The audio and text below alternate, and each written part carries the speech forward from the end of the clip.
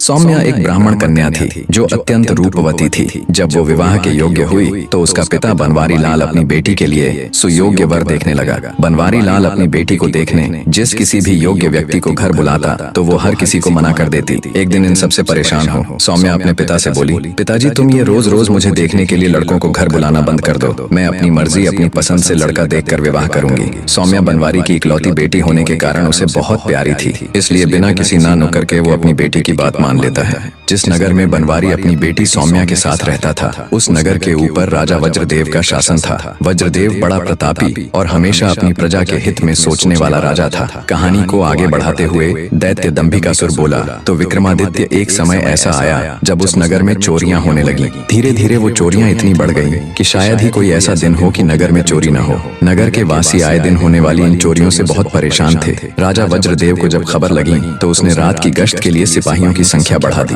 पर उससे भी कोई फायदा नहीं हुआ। अब तो चोर ने नगर के छोटे मोटे रईसों से लेकर बड़े बड़े सेठों तक का नंबर लगा दिया। आए दिन होने वाली इन घटनाओं से दुखी हो नगर के बड़े सेठ और व्यापारी मिलकर राजा के पास गए और अपनी व्यथा सुनाकर उनके सामने अपनी फरियाद रखी। राजा वज्रदेव ने उनका दुखड़ा सुन अपने सभी सिपाहियों को दिन रात नगर के कोने कोने में तैनात कर दिया, पर फिर भी चोरियां कम नहीं हुई। अब राजा के लिए भी ये विषय अत्यंत गूढ़ बन गया। उसने विचार किया कि कहीं मेरे सिपाही भी चोर के साथ ना मिल गए हों। अंततः राजा वज्रदेव ने खुद चोरों को पकड़ने का बीड़ा उठाया। अब हर रात को वो खुद अपने कुछ सिपाहियों की टुकड़ी लेकर राज्य में गश्त के लिए निकलता। जब राजा सजग हुआ तो कुछ समय के लिए चोरियां रुक गईं, पर एक रात जब राजा गश्त पर था तो उसने एक संदिग्ध व्यक्ति को भागते हुए देखा। राजा ने तुरंत अपने सिपाहियों को आदेश दिया, उसे फौरन पकड़ो। राजा का हुक्म मिलते ही सिपाहियों ने दौड़कर उस चोर को दबोच लिया। उसे राजा के सामने पेश किया गया तो उसके पास से चोरी का सामान भी मिला। जब राजा ने सख्ती से उससे पूछा तो उसने चोर होने की बात कबूल ली। राजा ने क्रोधित होते हुए अपने सिपाहियों को आदेश दिया कि इसे कैद खाने में बंद कर दिया जाए। अगले दिन राजा ने पूरे नगर में ढिंढोरा पिटवा दिया कि चोर पकड़ा गया है। कल उसको सारे शहर में घुमाने के बाद फांसी पर लटका दिया जाएगा। चोर के पकड़े जाने के समाचार पर सारे नगर में खुशी का माहौल हो गया। जब उस चोर को नगर परिक्रमा के लिए निकाला गया तो सारा नगर उसे देखने के लिए टूट पड़ा। स्त्रियां अपने घरों के झरोखों और छतों पर आ गईं। आदमी गलियों में अपने अपने घरों के बाहर खड़े हो गए।